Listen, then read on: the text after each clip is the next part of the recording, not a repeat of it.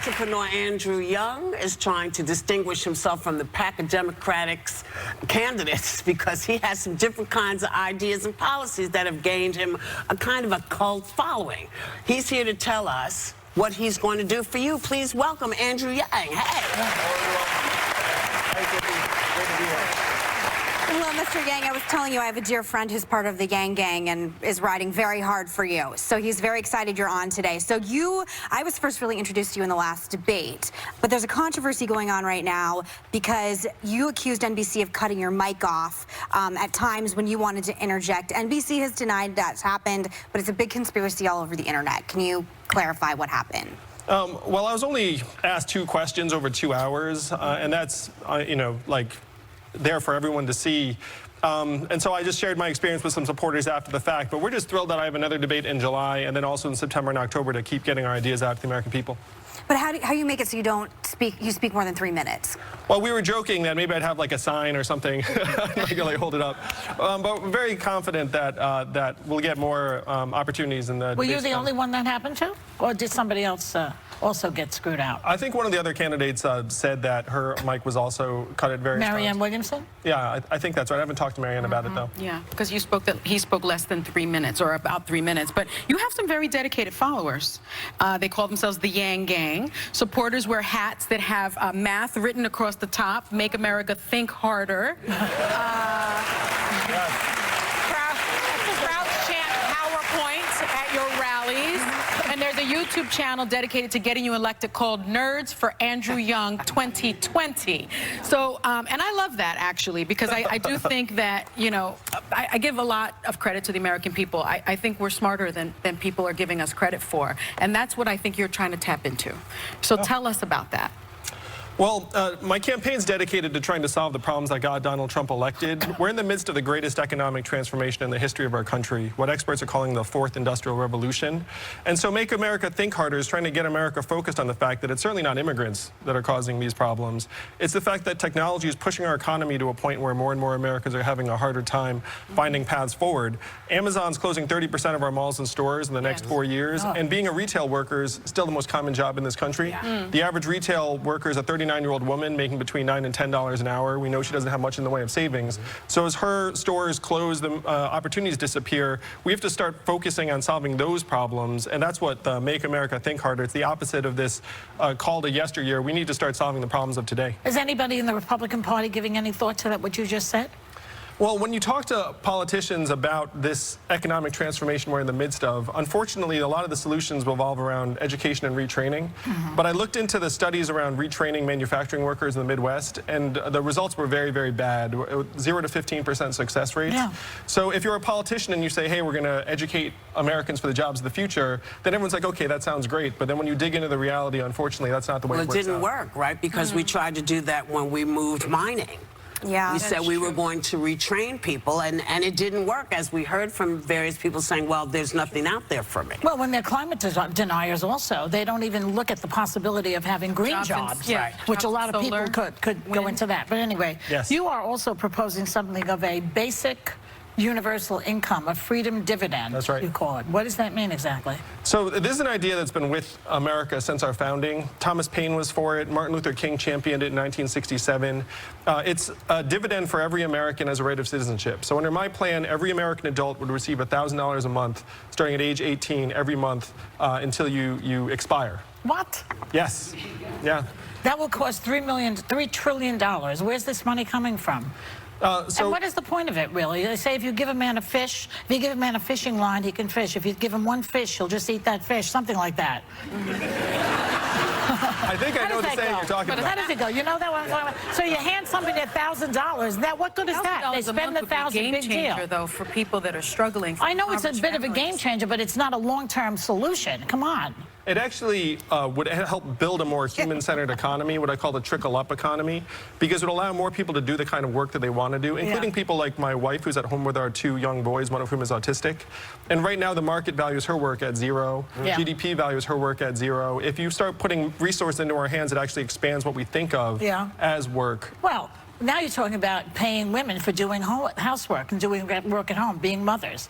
That's a good idea. That is a good idea. Oh, good. That's different. No, That's different. Well, I mean, again, and this is This is a game changer for the waitress at the diner who's getting harassed by her boss. It's a game changer for the single mom who's stuck in an abusive relationship. Yes. Like, we need to put the economic resources into people's hands to be able to improve their situation. But still, how are you going to pay for this exactly? Well, you know, listen to Elizabeth Warren. She's got a plan. Yep. She's charging 2% over certain millions and millions and millions. What are you going to do? So my plan is to get the resources from the big winners of the 21st century economy. So the big winners are who? Amazon. Trillion-dollar company, paid zero in taxes, less than everyone in this room. Apple, Netflix, Google. These companies are great at just not paying a whole lot of taxes. Right. And so what you do is you have to look around the world and see that other countries have put a mechanism in place so the American people get a tiny slice of every Amazon sale, every Google search, every Facebook ad, every Uber mile, and that's enough to pay for a dividend of $1,000 a month, particularly because this money just comes back to us over and over again. Yeah, but you're assuming that those companies are just going to go on ad infinitum, making millions and millions. Amazon seems to be doing that. With all due respect, as the millennial at the table, I would love What about me? I'm a millennial. But my generation... Okay, excuse me, it's Joy and I as the millennials at the table. But every Democrat that comes on, the answer is write a check. And the problem is the deficit is going to my generation, and that's already the problem right now. So is there any Wait a minute, answer who created to anything? that deficit? I'm asking Your the party. presidential candidate this question, if you don't mind. I don't mind, but I want to answer it Do you anyway. have an answer that is... Okay. Go ahead. Sir, you can answer over you. No, please. I understand the question. And so I've run companies, and you have a revenue problem in this country, and you have an expense problem in this country. And you have to go after both of them. But the big winners, so if you have artificial intelligence that Amazon's investing billions of dollars in, could displace 3.5 million truck drivers. Right now, it's the most common job in 29 states. The amount of value that gets generated from that, immense, almost unbelievable, and right now the American people will get zero of that value. So if you put a mechanism in place, you can actually generate hundreds of billions of dollars. How is Amazon? Wait, hold on, because take a break. We're going to take a break, but we're coming right back. Stick around. He's going to stick around. You stick around, too.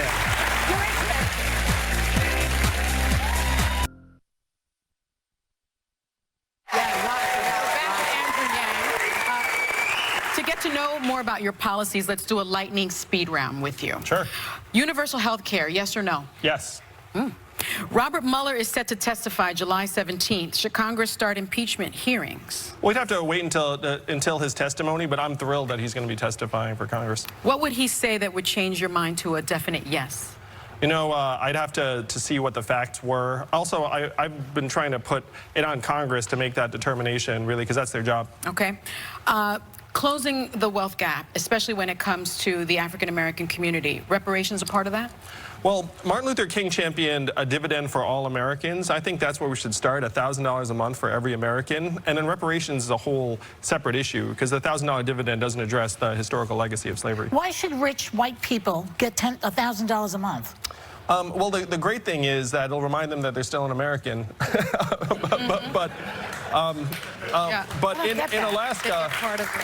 But in Alaska, they have a dividend. No one at this table needs an extra $1,000 a month. But in Alaska, they have a dividend of $1,000. Well, I wouldn't feel right. I mean, when there's still veterans on the street and helpless. But that's what you could use it away to charity. That's what he means when he says it reminds you you're an American. It doesn't. It's not just about what you do for yourself. It's what you do for other folks. And in Alaska, they give the dividend to everyone in Alaska from the petroleum fund, $1,000 to $2,000 a year, and it depoliticizes it. It destigmatizes it. It's just everyone gets it, and so there's no, like, oh, you get it, I don't. Right. Immigration. I'm the son of immigrants myself. I think we need to create a path to citizenship over the long term. So you also have some unusual and I would say unorthodox stances as well. You came out against circumcision, correct? Well, you know, I think parents need to educate themselves on what the health information is. You know, my wife and I obviously made a certain determination, but it should be in the hands of the parents. In the hands of what? The parents. Parents just... Because when you have a male baby, they just toss it on you. Well, they tried to. They try to just toss it. Yeah, they tried to. You also believe in free marriage counseling? Yeah, the data shows that if you grow up in a two-parent household, certain outcomes are more likely. And so from a societal perspective, it makes perfect sense to try and keep couples together if they want to stay together. So would that just be like a social worker for every couple in America?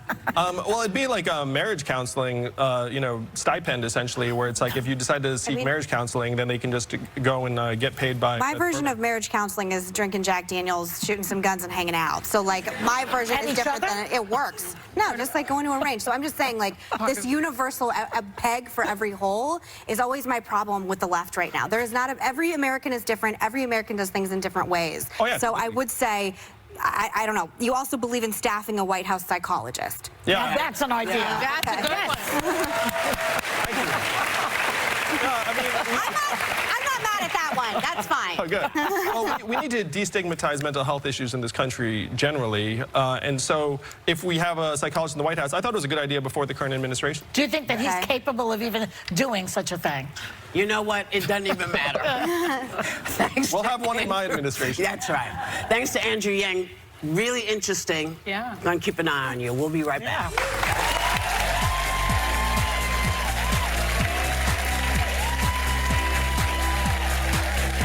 Whoopi's giving you her summer reading list of books she can't put down when we kick off the Ladies'